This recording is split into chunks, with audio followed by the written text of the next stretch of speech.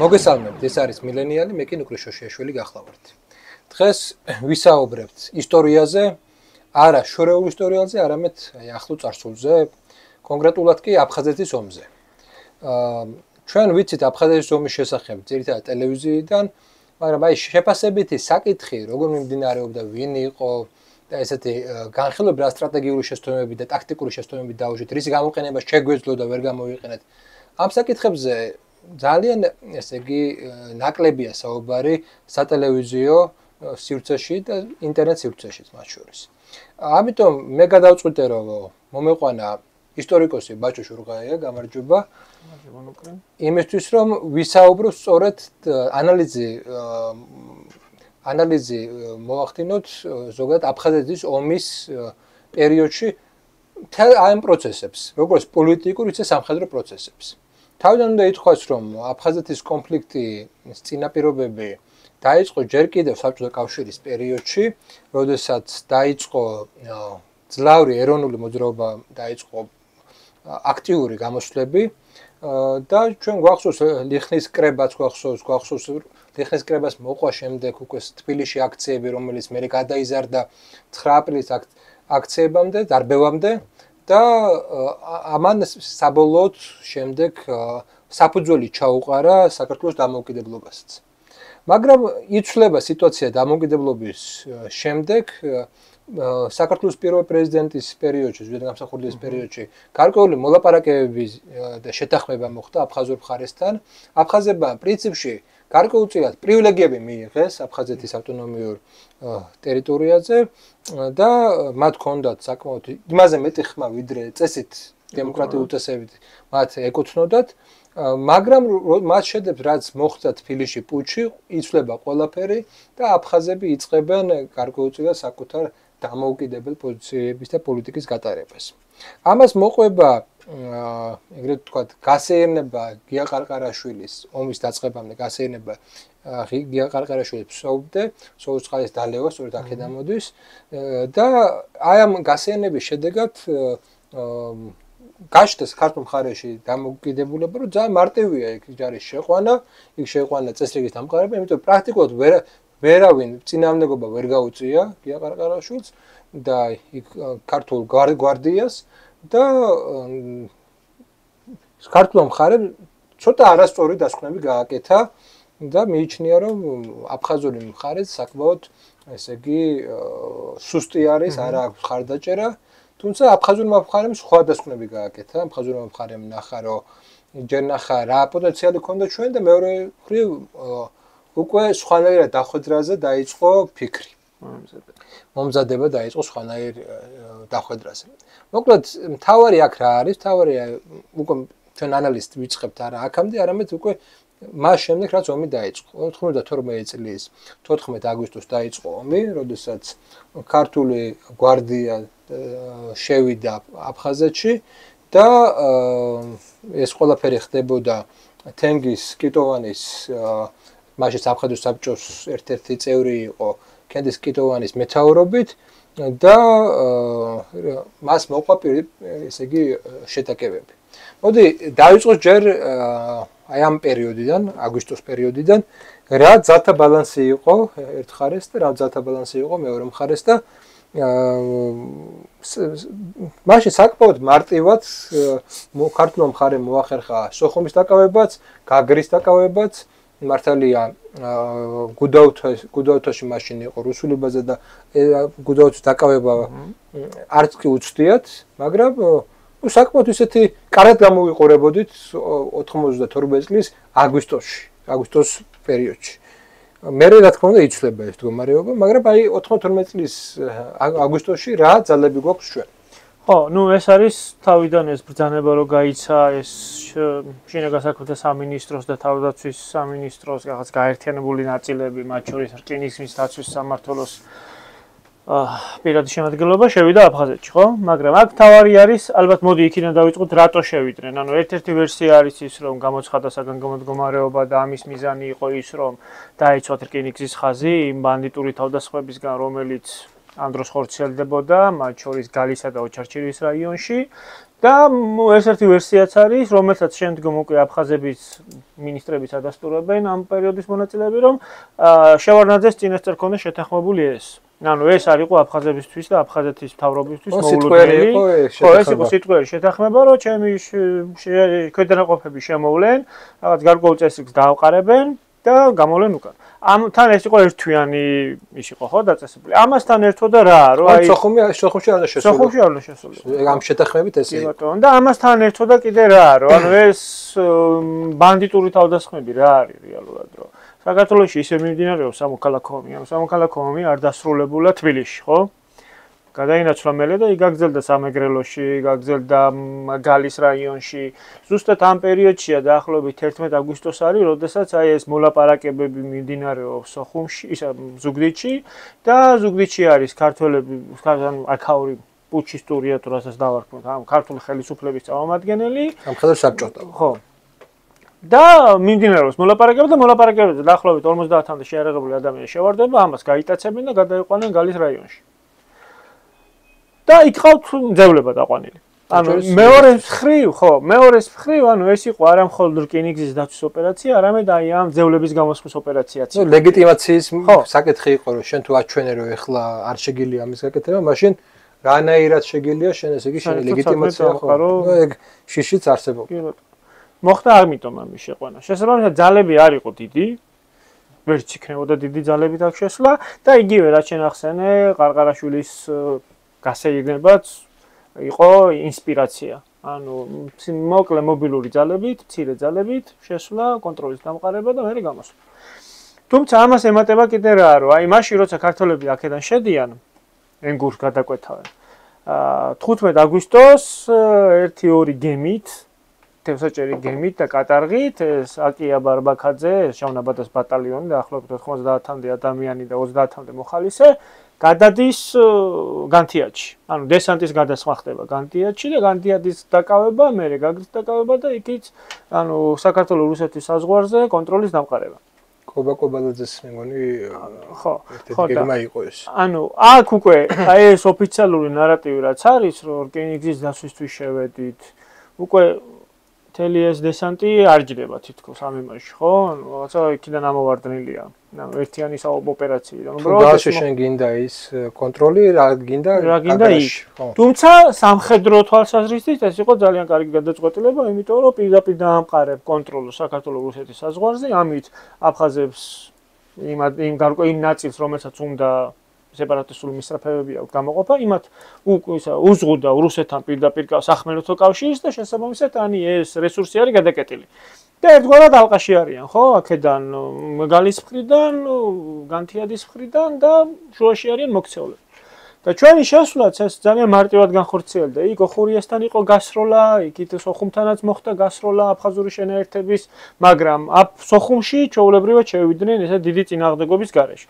და ქართველები სოხუმში გამოჩენას მოხდა ის, რომ არძიბა თავისი მთავრობიანად გაიქცა და გადავიდა გუდაუთაში. თუმცა ეს გუდაუთა რატო? იმიტომ რომ ერთ-ერთი ის არის სუფთა მართლა რაღაცა აფხაზების ძირითადად აფხაზებისგან დაკომპლექტებული ქალაქია, ხო, მოსახლეობის უმრავლესობა თუ სწორად მახსოვს აფხაზური იყო იქ და ასევე ის იყო რუსების ბაზა და გარანტია იმისი, რომ რუსეთი მოახდენს ამათ დაცვას და არ მიუშვებს იქამდე ქართველებს. და გეოგრაფიული მდგომარეობაც ხელს უწყობს დასაცავად. იქ დინარე გუმისთაა გადასალახით, იმას დინარე გუმისთვის სანაპიროზე უკვე ფრონტის ხაზი შეიქმნა. და ქართველებმაც ასე ვთქვათ, ანუ იმ დროინდელმა ხელისუფლებამ არ სცადა სიტუაციის გამწვავება. ანუ როცა კი მოხდა ამ სოხუმის დაკავება და იქით მეორე რუსეთ-საქართველოს საზღვარზე კონტროლის დამყარება, ამის მერე დაიწყეს მოლაპარაკებები. სიგუაც ჩაფრინდა, კიტოვანი ჩაფრინდა, მიმდინარეობდა იქ მოლაპარაკებები, თუმცა უშედეგოდ. და მან გამოიწვია ის, რომ შემდგომ გაბრძოლდა სამომარი მოქმედებები. მთელი ამ ომის განმავლობაში ახლა ჩვენი პრობლემა რა იყო? რადგან მართალია სამდე ის, რადგან მართალია რომ ნუ პარალელურად მიმდინარეობს ყარაბაღის ომი, პირველი ყარაბაღის ომი.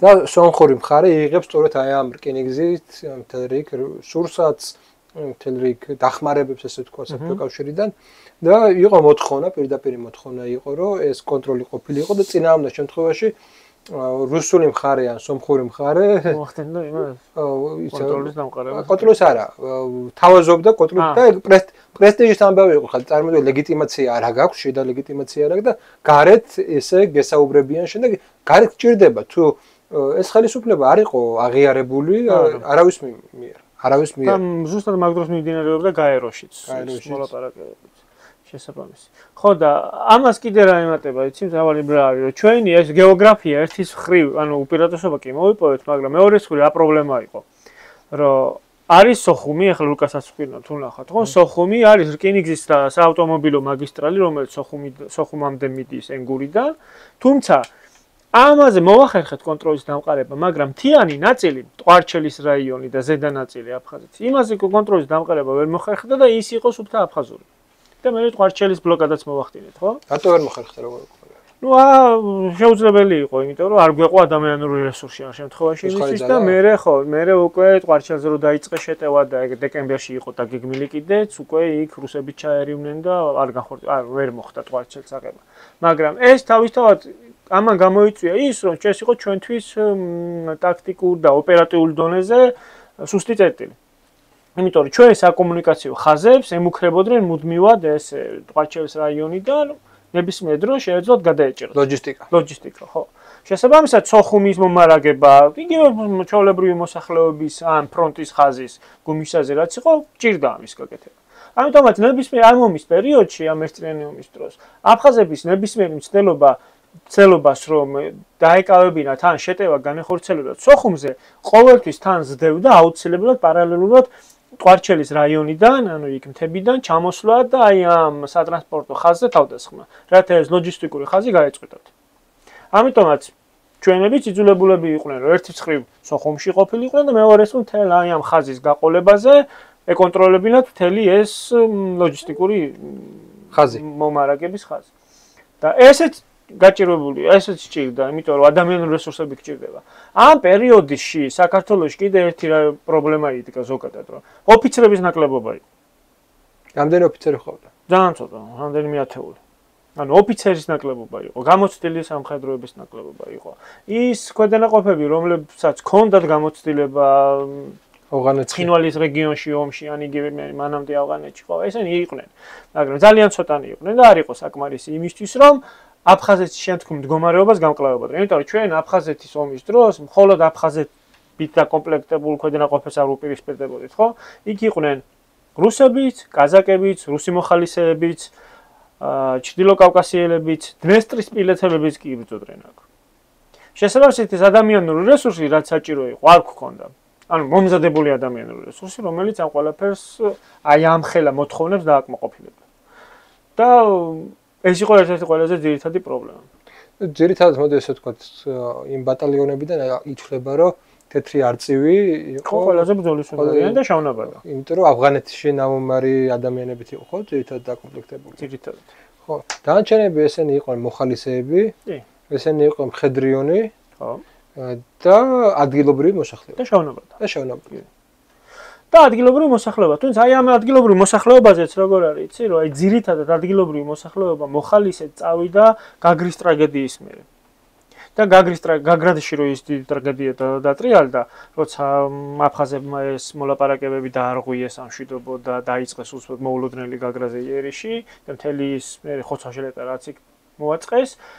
ამის მერე უკვე სოხუმის მოსახლეობა უკვე მასიურად მიდის და ორი ბრიგადაც კი დაკომპლექტდა ადგილობრივი მოსახლეობისგან, რომელიც წარმატებით იბრძოდა და წარმატებით იცავდა სოხუმს. აფხაზთა შემოტევისგან.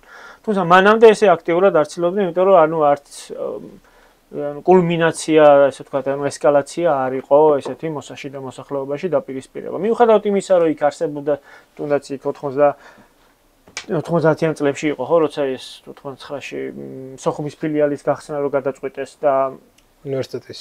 ხო, უნივერსიტეტის სოხუმის ფილიალი და იქ რომ მოხდა დაპირისპირება. ანუ რაღაცა ეს კერები არსებობდა, მაგრამ ესეთი მასობრივი ის არ იყო. თუმცა აი გაგრის ტრაგედიის მერე უკვე ყველამ დაინახა, რომ ამათგან თავი იყო დასაცავი და აუცილებლად უნდა წასულიყვნენ ომში. მაგრამ ისევ და ისევ აი რატო როგორ როლი ითამაშა მთიელ ხალხთა კონფედერაციამ. სამდე ამაზე გადავთ, ჯერ ჩვენ იმაზე დავასრულოთ, ჩვენი ძალების ანალიზი დავასრულოთ. ხო, ეგ არის ჩვენი ძირითადად. ჩვენ ესე იგი ომის დაწყებამდე ჩვენ რუსულმა მხარემ გადმოგცა მძიმე შეიარაღება. და ომის მიმდინარეობისასაც ვიღებდით. საქართველოში არსებული ბაზებიდან გვეკუთვნოდა და ვიღებდით ამას. და სხვათა შორის ერთ-ერთი მოთხოვნა იყო რუსების და რუსი პარლამენტარების, რომ შეწყვიტა თუ აღარ მისცეთ. ანუ ამის მოლაპარაკების ფარგლებში ამას ვიღებდით. თუმცა იღებდნენ აფხაზებიც. და ხშირ შემთხვევაში უფრო მეტს ვიდრე ჩვენ. რას იღებდა აფხაზეთი? რა ტექნიკა ჰქონდა? აი ახლა შევარდნაძეს აქვს 6 ოქტომბერს გაკეთებული განცხადება, რომ T-72 და T-80-ის კი ჰქონდათ აფხაზებს.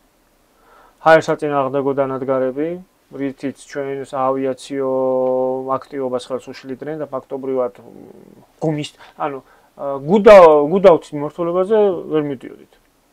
ფაქტობრივად ერასდროს ხავდა ტანკები, ქვეითსაწინააღმდეგო მანქანები და ყველაფერი. ძირითადად რაც იყო მათთვის ეგ რამდენ ხო რაოდენობას ხომ აქვს ესე იგი მნიშვნელობა ძირითადად ნუ ესე არის ცნობილი რომ ჩვენ ყავდა უფრო მძიმე ტექნიკა და იმათ უფრო ამ მძიმე ტექნიკის საწინააღმდეგო შეერაღებას და კარგი артиლერია მძიმე артиლერიაც ყავდა ჩვენ შესაბამისი კი თუმცა მაგალითად მათ ყავდათ ისა რუსებისგან ჰქონდათ მიღებული დაახლოებით 100,000-მდე ნაღმი და 100,000-მდე ნაღმით იყო მთელი აფხაზეთის ტერიტორია მოფენილი და ამ ჩვენ მძიმე ტექნიკას გადაადგილება უჭირდა. თუმცა ესე რაოდენობები, რამდენი ტანკი ყავდა და რამდენი BMP ყავდა, ეს ცნობილი არ არის. თუმცა ყავდათ. კაი, ახლა საბრძოლო ხელმძღვანელობა ერთის და მეორეს. მათი გამოცდილება და აფხაზურ მხარეც რომ თავისთავად მაინც ბრძოლის უნარიანი ხედართავები არ ყავდა, ეს ფაქტია. ფაქტია. თუმცა ყავდათ მაგალითად შამილ ბასაევი, თავისი პირველი ჩეჩნური ბატალიონი. ეს უკვე ჩილო-კავკასიური ელემენტი და კაზაკები, ანუ ეს ადამიანები, რომლებსაც გამოცდილება ჰქონდათ საომარი. მათ შორის ავღანეთში. ვინ გეგმავდა მაგ ოპერაციებს? იმათ ხარეს. ამბობენ რუსეთის გენშტაბიო. თუმცა ეს ზუსტად დანამდვილებით არ ვიცი. თუმცა ხელი ეტყობა აშკარად იმისი, რომ რუსი ოფიცრების მიერ იყო დაგეგმილი, იმიტომ რომ აი ამ თელ ოპერაციებში, რომელიც რამდენიმე ეტაპად განხორციელდა ნოემბერში, იანვარში, მარტში, ივლისში, იგივე სექტემბერში, ეს კარგად დაგეგმილი ოპერაციებია, რომელსაც ვერ დაგეგმავს ის ადამიანი, ვისაც სამხედრო განათლება ან სამხედრო ოპერაციებში მიღებული გამოცდილება არ აქვს. შამილ ბასაევი ვერ დაგეკავა. შამილ ბასაევი სავარო ვერ დაგეკავა. ეს საველო მეთაური. კი ბატონო. იმიტომ რომ ანუ რა იყო, ეს არ იყო მხოლოდ აი ეს ხმელეთზე ომი. ანუ აქ საჰაერო კომპონენტიც იყო, საზღვაო კომპონენტიც იყო, სახმელეთო კომპონენტიც იყო, ანუ კოორდინირებული მოქმედებები ხდებოდა. იგივე განგრაზე შეტევის დროს აქ საზღვაო კომპონენტიც იყო ჩართული. ტამიშის დესანტისას საზღვაო დესანტი განხორციელდა და დესანტის პარალელურად თიდან მოხდა შეტევა. ყვარჩელის რაიონიდან. ეს ორი მხრიდან და ამის პარალელურად სოხუმზე მიმდინარეობდა შეტევა. ანუ კოორდინირებული შეტევა იყო სამი მხრიდან. ანუ ამას ვერ განახორციელებს ადამიანთა ის ვერ დაგეგმავენ ის ადამიანები, რომელსაც ეს გამოცდილება არ აქვს და ვისაც ეს ცოდნა არ აქვს მიღებული. ამიტომაც ეს იყო შესაბამისი ორგანოების მიერ დაგეგმილი და შემდგომ უკვე ქვედა დონეზე ამათ მიერ განხორციელებული, თუმცა ისევ და ისევ ხშირ შემთხვევაში რუსი სამხედრო მოსამსახურეებიც იღებდნენ ამაში მონაწილეობას. იგივე ტამიშის დესანტისას, ტამიშის ოპერაციისას, როცა დაფიქსირებულია რუსი სამხედრო მოსამსახურეები, იგივე დნესტრისპირეთიდან, რომლებსაც შვებულება ჰქონდათ გაფორმებული და თითქოს ანუ შვებულებაში იყვნენ და თავდაცვის სამინისტრომ არ იცოდა ისინი რატო იყვნენ იქ, საიდან მოხვდნენ და ამით ერთგვარად პასუხისგებლობას ირიდებდნენ. ნუ ჩვენ არ ვიცით იქ საიდან მოხვდა, შვებულებაში წავიდა და აფხაზეთში წავიდა თუ ჩეჩნეთში თუ იქ რაღაც შორეულ აღმოსავლეთში ეს მისი გადაწყვეტილება იყო. ასე რომ აი ამ სახის დისბალანსი არსებობდა კი. და მუდმივად ხდებოდა აი ამ აფხაზური შენაერთების შევსება ჩრდილო-კავკასიელებისგან. და მას შემდეგ რაც ის დავკარგეთ კონტროლი რუსეთ-აფხაზეთის საზღვარზე, ამის მერე უკვე უკონტროლოდ ხდებოდა რუსების და კაზაკების შემოდინება. არსებობს ასევე Human Rights Watch-ის ანგარიში. ეს არის საერთაშორისო ორგანიზაცია, რომელიც დამკვირვებლად იყო ჩამოსული აქ და ინტერვიუებიც კი ჩაატარა, მათ შორის ინტერვიუები აფხაზეთის ხარეს მეომარ რუსებთან და მათი დასკვნა, რომ ინტენსიურად ხდებოდა რუსი სამხედროების, რუსი მოხალისეების რუსეთის ტერიტორიაზე შეკრება და მათი ორგანიზირებულად გადმოყვანა აფხაზეთის ტერიტორიაზე. და ამ ადამიანებთან ინტერვიუებიც აქვს ჩაწერილი. ესენი იყვნენ მათ შორის როგორც სოხუმში, ასევე ტყვარჩელში მოღვაწეობდნენ. და ასევე Human Rights Watch-ისთვის ანგარიშივე არის, რომ აფხაზებს საკუთარ შეიარაღებაში ჰქონდათ ისეთი ტექნიკა, რომელიც ჰქონდათ ან რუსებს, ან ქართველებს. აფხაზებს არასდროს არ ჰქონიათ ის. აფხაზები ამას ამართლებდნენ იმით, რომ ჩვენ გავძარცვეთ, ანუ ნაალაფარი იყო, თითქოს ანუ ქართველებს ტროფეენი ნაალაფარი იყო, ან რუსეთის სამხედრო ბაზები გავძარცვეთ. თუმცა იმ რაოდენობაზე აქვს საუბარი, რომ მაგ რაოდენობის ტანკების ან ხოითა მანქანების გაძარცვა ეგრე არ ხდება. ტროფეენი ესე შეიძლება 3 ყავდეს, 5 ყავდეს. მაგრამ არა იმ რაოდენობით, რა რაოდენობითაც მათ ყავდათ, ხო? და არა იმ რაოდენობის იარაღი, რომელიც იქ მათ ჰქონდათ, თან იმიტომ ეხა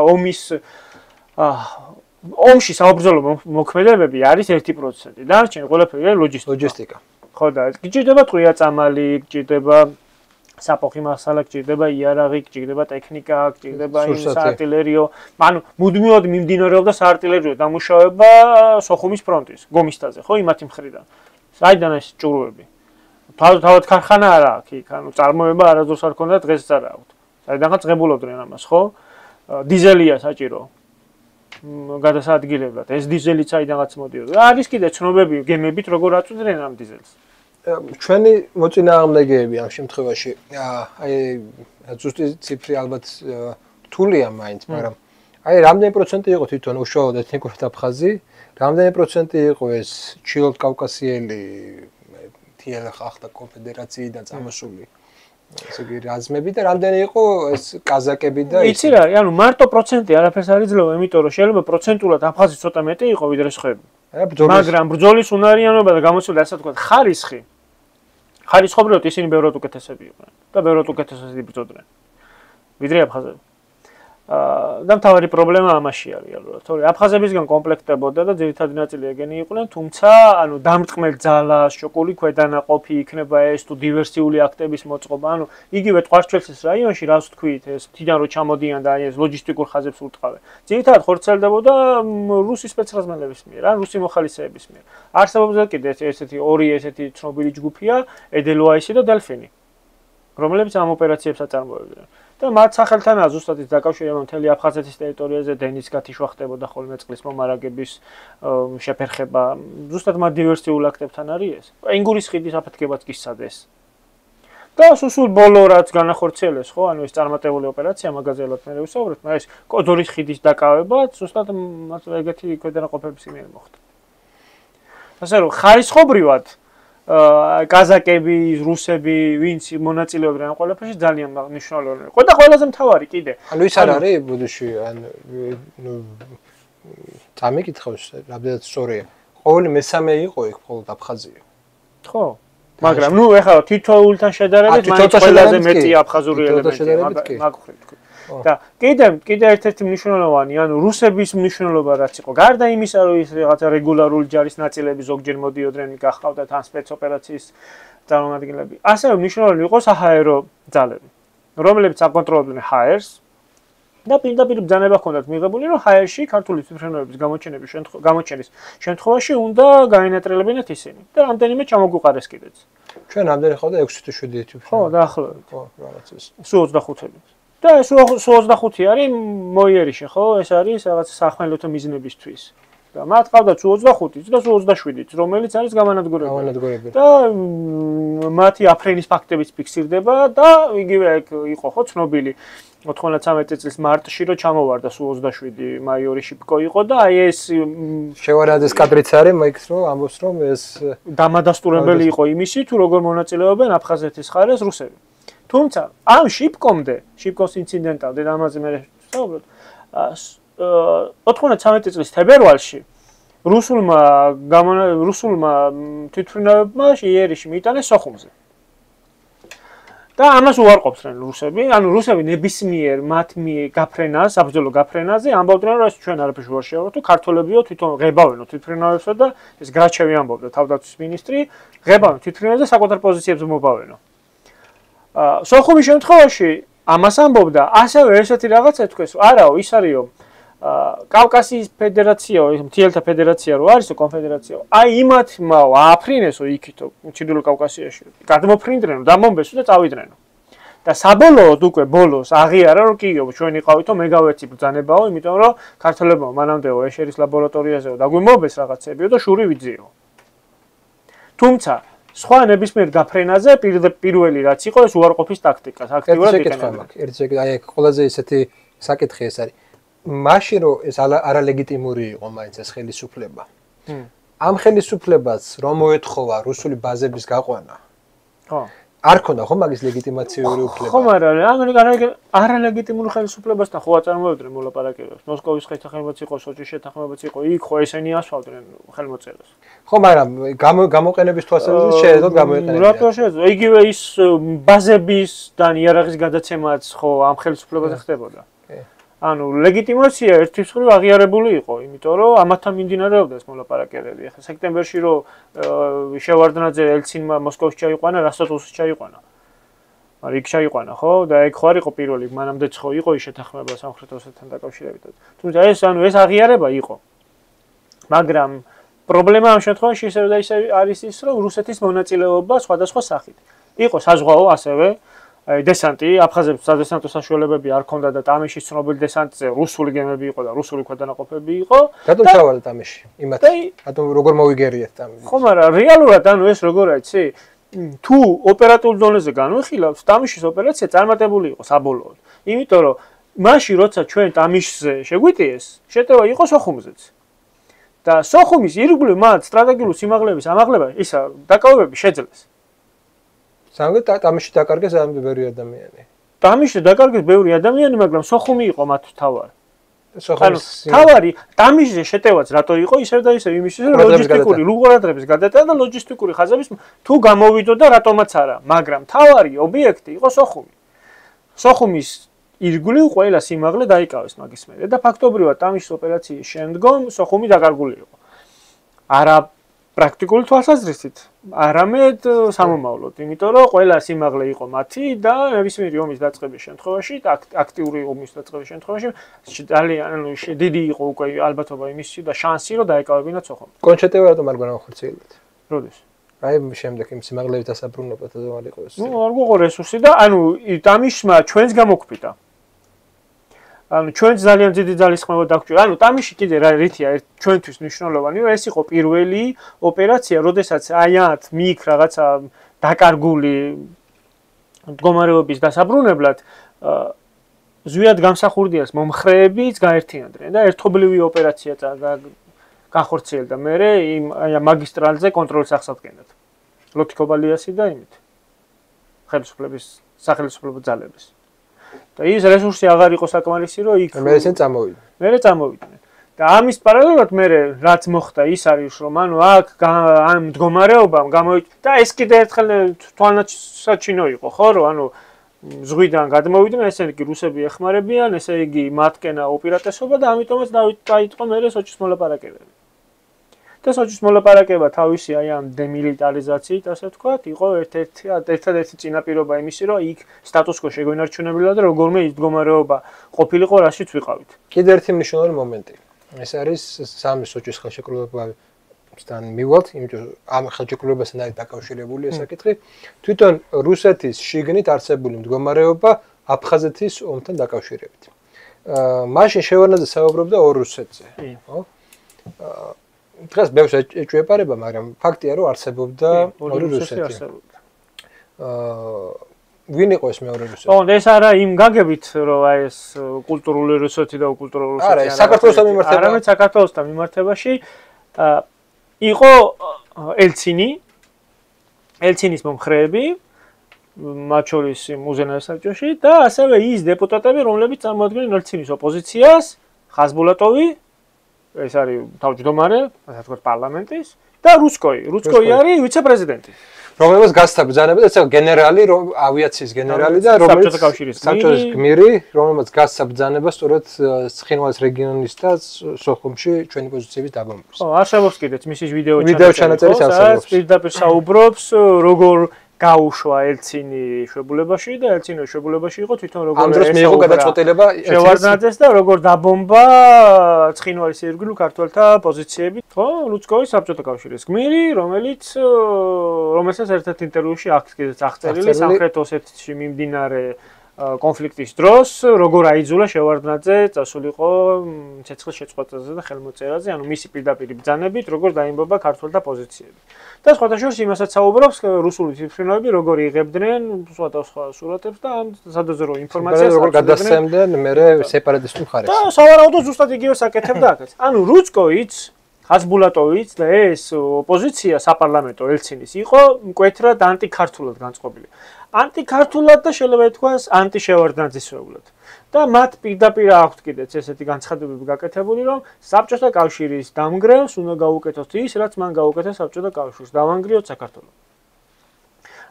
და ამას როგორ აკეთებდნენ? ანუ ერთის მხრივ, აი მაგალითად, როდესაც დაიდო პირველი მოსკოვის შეთანხმება, რომელიც ითვალისწინებდა ძალთა დაშორიშორებას, რუსეთის ნეიტრალიტეტს და ასე შემდეგ და ეს შეიძლება ითქვას ქართველებს გვაწყობდა ეს შეთანხმება, იმიტომ რომ ძალიან კარგი იყო იმ მომენტში ჩვენთვის და ადგილზეც მდგომარეობა ტაქტიკურით, ოპერატიულით ყველაფერი საჩვენო იყო, იქ საზღვარზე ჩვენ დგავართ, იქ გაგრას ვაკონტროლებთ, აქეთ სოხუმია, მთელი კონტროლი არის და ეს ბრძოლაც რაღაცა განსაკუთრებული იმაში არ არის ომი გადასული, ხო, სისხლის ზღვაში. ზუსტად ამ დროს 25 სექტემბერს შეიკრიბნენ აქ ჯუმად, ასე ვთქვათ, დახურული სხდომა მოაწყეს და გამოსცეს განკარგულება. რუსმა ოპოზიციონერმა პარლამენტარებმა. სადაც მოუწოდებდნენ ელცინს, რომ აი ეს შეთანხმება არ უნდა გაეფორმებინა, ეს შეთანხმება უნდა დაერღვია და ემუქრებოდნენ და მოუწოდებდნენ და საქართველოს ემუქრებოდნენ, რუსეთს მოუწოდებდნენ იმისთვის, რომ უფრო მკაცრი მიდგომები გამოეყენებინა საქართველოსთან მიმართებაში და ეკონომიკური სანქციებიც კი დაეწესებინა და რაღაცა ეკონომიკური ის კავშირი ჩაეშალა. აღარ მიეცა იარაღი ქართველებისთვის, ანუ იმ ბაზებიდან, რომლებიც ჩვენთან დგა და ასე შემდეგ. და აი ეს ინტენსიურად ხდებოდა მუდმივად, ანუ საპარლამენტო ოპოზიცია ელცინს, რომელიც იყო საკმაოდ ძლიერი ოპოზიცია იყო ეს რაღაცა შოვინისტი, პატრიოტები, რაღაც ნარინჯისფერები, ნაციონალისტები, რუსი შოვინისტები, ხო.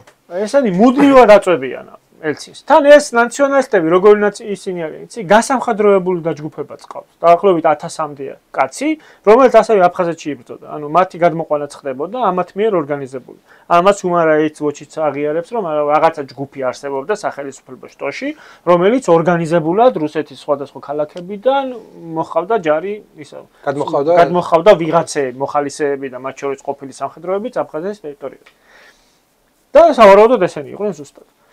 თუმცა აქვე კიდე ერთი რაღაცა ფაქტორი აღსანიშნავი, რომ გაზეთი იზვესტია წერდა ამ პერიოდში, რომ დაახლოებით 30000-მდე რუსი მოქირავნე სხვადასხვა კონფლიქტში იბრძოდა ამ დროს. არა მხოლოდ იმ პერიოდში. რაც რუსეთის სახელმწიფოც როგორც ასეთ სახელმწიფოს პრობლემას უქმნიდა, იმიტომ რომ ყველა კონფლიქტში, სადაც კი ეს ხალხი მონაწილეობას ღებულობდა, ყველა კონფლიქტში ბრალი ედებოდა რუსეთის მონაწილეობაზე. ეს 30000 მოქირავე ჯარი ხავდა, პროფესიული მოქირავე ჯარი ადამიანი ხავდა. ადამიანი იყო, რომელიც სხვადასხვა კონფლიქტში მონაწილეობდა, რომელიც დაქირავებას შეგელო. აი, კი ბატონო, მაგალითად ეს ცნობილი ის რო არის 2014 წელს უკრაინაში იყო სტრელკოვი. ეგ ხო ბალკანეთის ომებში მონაწილეობდა. ხო. ანუ ეს ძალიან გავრცელებული პრაქტიკა იყო იმ პერიოდის რუსეთში. საბჭოთა ჯარის დანგრევის შემდეგ მე და ეხლა ეს რუსლან ხაზბულატოვი და რუცკოვი ვინ არიან ესენი? აი ზუსტად მაშინ, როდესაც 93-ში სოხუმზე მიდის იერიში, ზუსტად ამ დროს ერთგვარ სახელმწიფო გადაწყვეტილებას აწყობენ და გამოდიან ელცინის წინააღმდეგ. და ეს ცნობილი კადრებიც რო არის, რომ ეს ელცინის ტანკები რო უშენენ რუსეთის სათათბიროს და ესენი მერე ხელბორკელებით გამოყავთ. ოქტომბერში მოხდა ეს. სულ რაღაც სოხუმის დაცემიდან რამდენიმე კვირაში. შეძლო ის, რომ მაგალითად ელცინმა ეს თავისი ეს აგრესიული ოპოზიცია წელში გადატეხა. თუმცა ომის მიმდინარეობის დროს ეს აგრესიული ოპოზიცია იყო ძალიან ძლიერი და სერიოზულ ზემოქმედებას ახდენდნენ ელცინზე. და ელცინსაც, რომელსაც მყიფე ხელისუფლება ჰქონდა, ეს გაიდარის რეფორმები თუ გახსოვს ეკონომიკური რეფორმები, რომელიც ბევრ პრობლემებთან გამოწვევებთან იყო დაკავშირებული და ეს ეკონომიკური კრიზისიც იყო, ეს დამატებითი ბერკეტი იყო მის წინააღმდეგ ოპოზიციონერების მხრიდან, რომელსაც ძალიან კარგად იყენებდნენ. და მათ შორის ეს რუცკოვი. და მეორე მხრიდანაც არის, რომ შეიძლება შეიძლება ელცინს ესე პირადად არ გაუწია ბრძანება იქ ფრინავებისთვის რომ აფხაზეთის ხარეს რაღაც სასარგებლოდ რაღაცები გააკეთეს, მაგრამ ამ დროს არსებობს ვიცე-პრეზიდენტი რუცკოი, რომელიც არის ფრინავი, საბჭოთა კავშირის გმირი, რომელიც არის ავტორიტეტი, რომელიც არის ყოფილი სამხედრო მოსამსახურე, რომელსაც რაღაცა პირადი კავშირებით შეუძლია ეს ბრძანებები გასცეს. და ადგილობრივი რუსები აუმოს აფხაზეთის ხარეს. ამას ასევე ემატებოდა კიდე ის ფაქტორიც არ უნდა გამოვრიცხოთ აუცილებლად გასათვალისწინებელია, რომ ადგილზე რუსებიც ესე პირდაპირ არ ემორჩილებოდნენ ბრძანებებს და ხშირ შემთხვევაში საწვავს ან რაღაცებს, რაღაც გარკვეული მატერიალური სარგებლის მიზნით თავადაც ყიდიდნენ. მაგალითად, დნესტრისპირეთში თვითონ მერე ეს გენერალი ლებედევი იყო, გახდა ტრიუმფით ჩამოვიდა მოსკოვში და ოპოზიციონერი გახდა და ერთ-ერთი პრეზიდენტობის კანდიდატიც იყო მგონი და ელცინს ძალიან უპირისპირდებოდა და გაბრაზებული იყო ელცინი ამაზე როგორ გააკეთა. მისი ბრძანება არ მიუღია რომ მოლდოვური პოზიციები დაებომბა. თვითონ გადაწყვეტა. ადგილზე გენერლები წყვეტავდნენ რაღაცას. და ადგილზე სამხედროები, ოფიცრები თავისი ნებითაც ხშირ შემთხვევაში ყიდდნენ როგორც სადაზვერვო ინფორმაციას, ასევე აღჭურვილობას, ტექნიკას და სხვადასხვა იმებს. ასე რომ ესე პირდაპირ თუმცა მერე უკვე რასაკვირველია აი ამ მოსკოვის შეთანხმების ჩაშლის შემდგომ უკვე ელცინის მხრიდანაც უფრო მეტი ზეწოლა წამოვიდა ედვარდ შევარდნაძეს. და ერთ-ერთი კაი მაგალითი არის აი როგორი ის ჰქონდათ შაბინოვი. ეს ვინ არის? მთიელ ხალხთა კონფედერაციის მეთაური. მოსკოვის შეთანხმების მერე ეს დაიჭირეს. თუმცა საპარლამენტო ოპოზიციამ იმდენი გააკეთა, რომ განათავისუფლებინეს. და გამოუშვეს. ჩამოვიდა მერე უკვე აფხაზეთში ჩავიდა და უკვე აფხაზეთში აქტიურობდა. რატო ვახსენებთ ხოლმე ამას ყველაზე ხშირად? ეს ხომ არ არის რომ მოუწოდებდა ქართველების დახოცვას. კი ბატონო, ზუსტად ეგაა რომ რომ 20 ომის დაწყებით მერე 22 აგვისტომდე მოგვცა ის რაღაცა ვადა და ამის მერე გამოსცეს რაღაცა მითითება თუ განკარგულება, რომლის ერთ-ერთი პუნქტი იყო, რომ თბილისი ცხადდებოდა უბედურების ზონა და ტერორისტული აქტები შეიძლება გამოივიწყოთ, ჩაეტარებინათ. მასობრივად ეხოცათ ქართველები, ხო? და ჩრდილოეთ კავკასიელები და მათ შორის ეს ბასაევის ჩეჩნები ზუსტად ამის მერე გადმოვიდნენ და ამის მერე დაიწყეს ის აქტიურად საბრძოლო მოქმედებებში მონაწილეობა. ასე რომ აი ამ ძალასაც ჩრდილო კავკასიასაც ძალიან დიდი ძალა ჰქონდა და ფაქტობრივად ჩრდილო კავკასიის თითქმის ყველა რესპუბლიკა უჭერდა მხარს აფხაზეთს. რამდენი ადამიანი იქნებოდა დაახლოებით? ანუ იცი პრობლემა რა არის, ეს ხო ომი ხო მიმდინარე პროცესი იყო. ზოგი მიდიოდა მათ შორის ქართველებიც, ანუ მუდმივად ხდებოდა ეს როტაცია, ასე რომ ესე დანამდვილებით ერთ პერიოდში, მაგრამ აი იგივე 17 ანუ მარტის ოპერაციები როც იყო, სადაც ქართველმა არტილერისტებმა გამოიჩინეს თავი 16 მარტს, დაახლოებით 2300-4000 ადამიანამდე არის ის. ჩრდილო კავკასიიდან ჩამოსული. ხო, თუმცა საკმაოდ დიდი რაოდენობით იყვნენ ჩრდილო კავკასიელები. 2500. ხო, აი, მოდი ისაც თქვათ მაინც. თუმცა ესე დანამდვილებით 2500-2000 არ არის ცნობილი, არის სავარაუდო რაოდენობა ეგრე. გულიც გავახაროთ. სოხუმის პირველი შეტევა რომ მოვიგერიეთ. ითვლებოდა რომ ბაში უნდა წაგვიდო. ანუ ეს დიდი შეტევა, თო პირველი მანამდეც იყო იანვარშიც იყო და იანვარშიც მოვიგერიეთ. თუმცა ეს სოხუმის ეს შეტევა, მარტის შეტევა იყო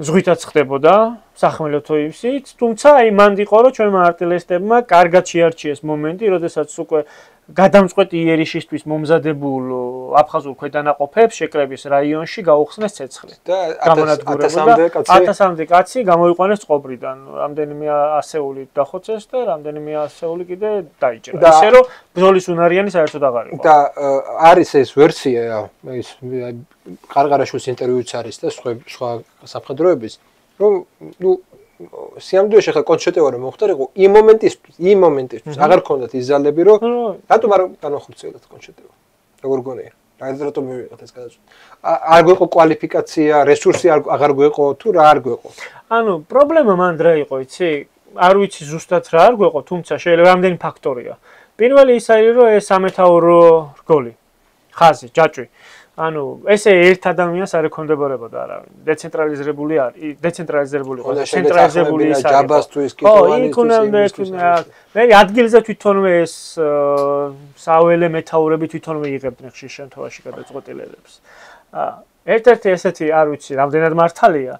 თუმცა მაგ ესეთი ის მოსმენილი ეს უკრაინიდან რო ჩამოვიყვანეთ ქართველი გენერალი მას ჰქონდა შეკრება და რაღაცა სამხედრო ირჩევა გეგმაზე მსჯელობა და მარტო ოფიცრები იყავით და უფროსი ოფიცრებიო ანუ სავსე ოთახში უფროსი ოფიცრები დარჩით დანარჩენი ყველანი გადითო და არავინ არ გავიდა ოთახიდან ოფიცრების გინდა დაუძახეს გარედან ადამიანებს ხო ალგე შემოიყვანეს ადგილზე ანუ ყველა უფრო მეტი ოფიცერი იყო ვიდრე ის კი მაგრამ აი საქმე ეს იგი რაშია არის ეგ კამკამიძე საკმაოდ მაღალი დონის სამხედრო პირი იყო მაგრამ როგორც ვიცი მაინც და მაინც ქართული მაშინდელი საზოგადოება მაშინ პარლამენტი ესეთი არ იყო როგორც ჩვენ ეხლა არის ხო არ იყო არჩევით და კომპლექტებული იყო გადატრიალების შემდეგ მაგრამ აი ეს არ წყალობდა იმიტომ რომ ქართულად მაინც და მაინც კარგად არ საუბრობდა კარგად ვერ საუბრობდა თუმცა მისი სამხედრო კვალიფიკაცია იყო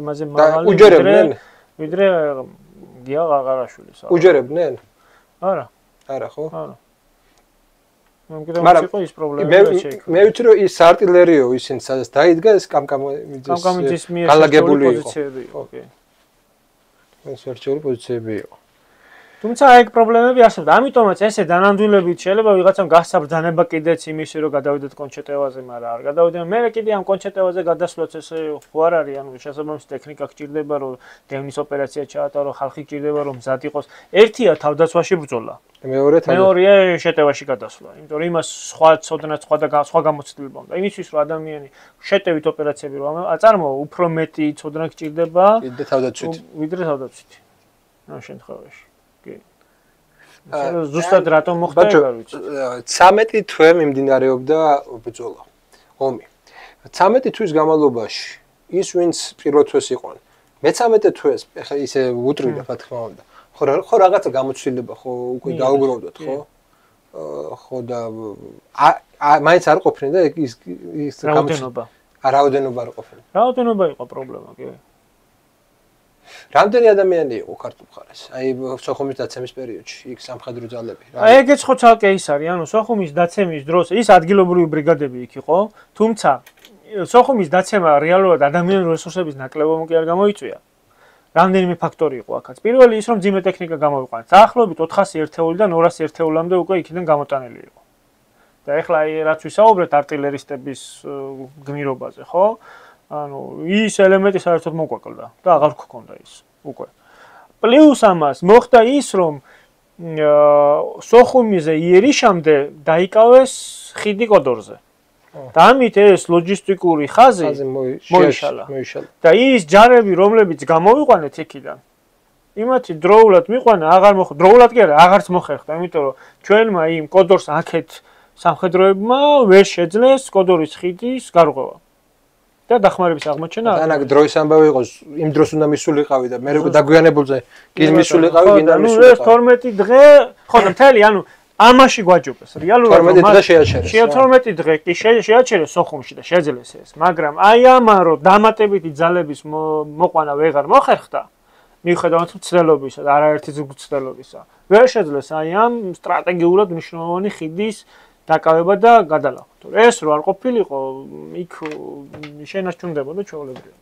იმიტომ რომ ხიდის აქეთ არსებობდა საკმარისი ძალა იმისთვის, რომ ის დაეკავებინათ და გაეჩერებინათ.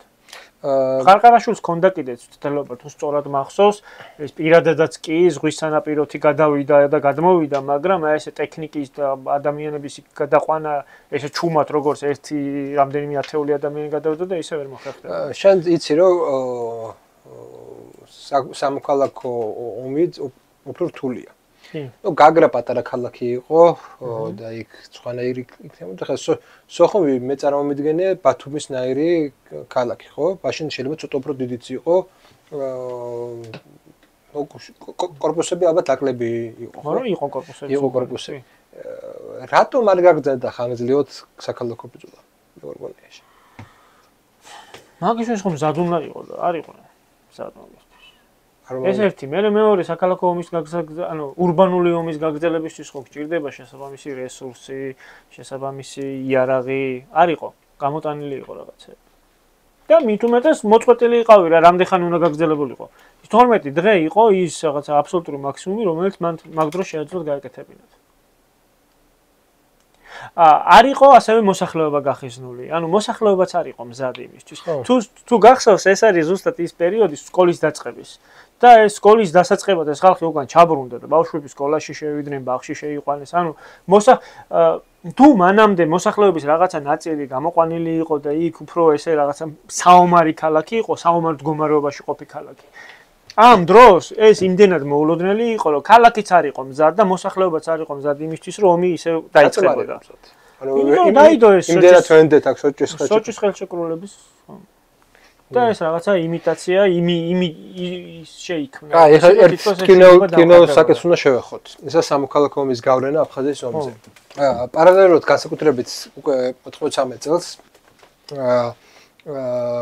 სამოქალაქო ომი დასავლეთ საქართველოში გრძელდება. უფრო აქტიურ ფაზაში შევიდა. სოხუმის დაცემის პერიოდში, ბოლო პერიოდში და აფხაზეთის დაცემის პერიოდში ზუსტად გამსახურდია ჩამოვიდა დასავლეთ საქართველოში. ამან რა როლი ითამაშა ზოგადად აფხაზეთის ომის საკითხზე?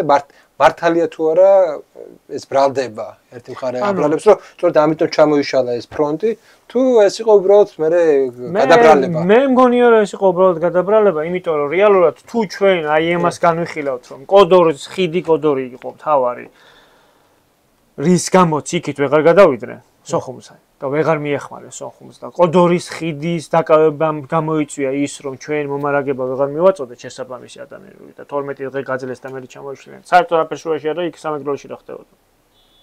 ხო, არა, შენ თქვი რომ ერთიანი ფრონტი რო ერთიანი ძალებით რო შეუდიოთ. ხო, არა, იქ ის საკმარისი ძალა არსებობდა იმისთვის, რომ ის გაერღვიათ, ის ხიდი დაეკავებინა, თუმცა ვერ მოხერხდა, იმიტომ რომ იმ ხიდის აღებას და ხიდის იმას დემორალიზაცია იყო ჯარში, აღარ უნდათ ადგილობრივების დაცვა და ამიტომ. არა, ეგეთი რა მდგომარეობა არ იყო, იქ მცდელობა იყო და არა ერთ გზის რომ ეს ხიდი გაერღვიათ. და ვერ გავარკვევთ. უბრალოდ ვერ გავარკვევთ. ეგ დესანტმა გააკეთა, ხო? არა, თიდან ჩამოსულმა. ანუ ისევ და ისევ თავარი პრობლემა მთელ ამ ომის დროს იყო ის, რომ ტყვარჩელის რაიონი და აი ეს უბრალოდ რუკასაც რო დახატო, ხო, აი მაგისტრალი, საგზაო და სარკინიგზო, მაგისტრალის მაღლა მთა იყო სრულად აფხაზური. და აფხაზური შენაერთებით და რუსული შენაერთებით დომინანტური. და აი აქ მიმდინარეობდა ასე ვთქვათ ეს პარტიზანული, არარეგულარული ომი. ის რაღაცა რეგულარული ნაწილი რაც იყო ომის ქვედანაყოფზე ფრონტის ხაზი, იქ იყო გუმის ხაზი აფხაზეთთან. აქ იყო ეს არალეგულარული. და შეთანხმებულად მოქმედებდა ეს ყოველთვის. ანუ ერთ-ერთი პრობლემა ზუსტად ეს იყო. ჩვენ რო აი ბლოკირებული იყო, ხო, ტყვარჩელი რო დაეკავებინათ ქართველებს, ეს რო აქ რო კონტროლი დაემყარებინათ, აღარც კოდორის ხიდის დაკავება მოხდებოდა და არაფერი და უფრო რაღაცა მძალავრად მოხდებოდა სოხუმის დაცვა და სოხუმისთვის შესაძლებელი რესურსების მიწოდება. იმ დროინდელი სამხედრო პოტენციალით ქართული მხარის მე არ ვამბობ სტრატეგიულ და ტაქტიკურ შეცდომებზე არ ვსაუბრობ. უბრალოდ პოტენციალით. შეუძლებელი იყო ტყვარჩელის აღება? საჭირო იყო მეტი ტექნიკა და მეტი შეიარაღება იმისთვის რა გვიყო თუ უბრალოდ რაღაცა სხვა მიზეზების გამო ვერავიღეთ. სავარაუდოდ შესაძლებელი იყო, იმიტომ რომ როგორც ვთქვით 92 წლის დეკემბერშიც კი შესაბამისი გეგმა არსებობდა ყაყარაშვილის მიერ მომზადებული, აპირებდნენ კიდეც ამის აღებას, თუმცა რაღაცა ამბობენ ზემოთ ამბრძანებანო თუ მოსკოვიდან მუქარამო, მაგრამ ეგეთი რაღაცები ყოველთვის არის, ხო იცი? ასე შეთქმულებების თეორიები ამ ნაწილში ისჩენს.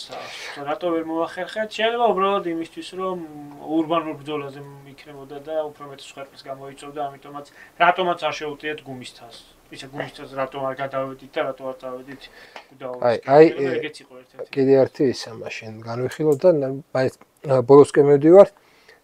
სოხუმი დაეცა კარგი. ვერ მოხერხდა მისი შენარჩუნება. სოხუმის შემდეგ უკვე აი ეს მთელი რიგი ტერიტორია. კაი, ოჩამჩირე კაი. გალიც რატომ უყარდა? და აქ უკვე დემორალიზებაა. ანუ სოხუმი იყო ის რაღაცა სიძლიერის წყარო, ასე ვთქვათ. ცენტრი, სიმძიმის ცენტრი. სიმძიმის ცენტრი, რომელიც მთელ ამ დარტყმას ღებულობდა და სოხუმის დაცემამ გამოიწვია ეს დემორალიზება. იყო პოდო ეს სამხედრო ძალები იყო იმდენი რომ ანუ რა არის, იცი, აი ჰიტლერის მიზანი რა იყო მოსკოვისკენ რომ მიდიოდა? ანუ მოსკოვის აღება და ამით რაღაცა დემორალიზება, იმიტომ რომ მოსკოვი მთავარი ქალაქი რუსეთის და მოსკოვის დაპყრობის შემთხვევაში ჩამოიშლებოდა ყველაფერი. სოხუმი იყო ჩვენთვის ის, რაც ჰიტლერს ეგონა მოსკოვი იქ. მეორე მსოფლიო ომის დროს. ანუ სოხუმის დაკარგვამ გამოიწია აბსოლუტურად ყველანაირი ვერტიკალის და ყველანაირი რაღაცა ბრძოლის გაგრძელების სურვილის. ხო, ანუ ახლა ტერიტორიას ოჩამჩირეს. ხო, იმიტომ რომ აი სოხუმიდან ოჩამჩირემდე რამდენიმე დღეა, სოხუმიდან ენგურამდე 2 დღეში მოვიდა. ხო, ძალიან სწრაფად. ძალიან სწრაფად, ხო. და არცად აი მე მგონი ის იმათი პოზიციაც ეგ იყო, რომ თუ წინააღმდეგობა იქნებოდა, მაინც და მაინც არცილობა. რა იცი? რო არ არსებობს შესაბამისად მომზადებული თავდაცვის ხაზები, არ არსებობდა ეგ, ხო? ანუ არ ქონდა რაღაცა სხვა გამაგრებული ისინი მომზადებული. არ არსებობდა შესაბამისი სამხედრო ტექნიკა იქ, ძიმე артиლერია, რომელსაც ამაში ეჩერებდი. ესე რაღაცა ხალი მათთვისაც მნიშვნელოვანი ქალაქის დაკავების მერე, მათთან ხო мотиваცია გასმაგდა და რაღაცა ახალი мотиваციით ისინი თელი შემართებით დაიძრნენ. შესაბამისად ეს უკვე დაღოული იყო. და მან გამოიწვია კატასტროფა. კაი, მოდი შეაჯამე და ამ დავასრულოთ უკვე. ხო, ანუ მოდი შევაჯამოთ იმით, რომ გარდა იმისა, რომ ეს იყო სამხედრო მოქმედებები აფხაზეთსა და ქართველებს შორის, ამ სამხედრო მოქმედებებში მნიშვნელოვანი როლი ითამაშა რუსეთმა. ეს იყო რამდენიმე ფაქტორი. იყო არასამხედრო დახმარება, რა ვთქვით, იგივე მოხალისეები, ფულადი დახმარება, ხო? ასევე სამხედრო დახმარება, თვითმფრინავებით, გემებით, ტექნიკის მიცემით. იყო ასევე საინფორმაციო ოპერაციები, იგივე მუდმივად იმის თქმა, რომ ვიტყუებით და ჩვენ თვითონ ბომბავთ ჩვენ პოზიციებს. ომის დაწყებიდან მეორე დღესვე არძინბას სიტყვა გამოქვეყნდა პრავდაში. ომის დაწყებიდან მეორე დღესვე რუსულმა მედიამ დაიწყო ყველაფრის გაშუქება.